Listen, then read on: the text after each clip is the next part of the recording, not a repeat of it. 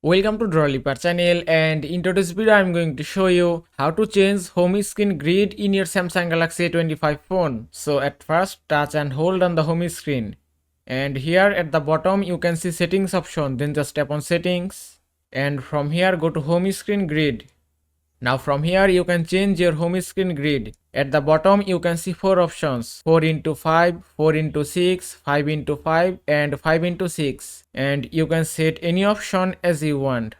If you want to set 4 into 6, just select it, then tap on done.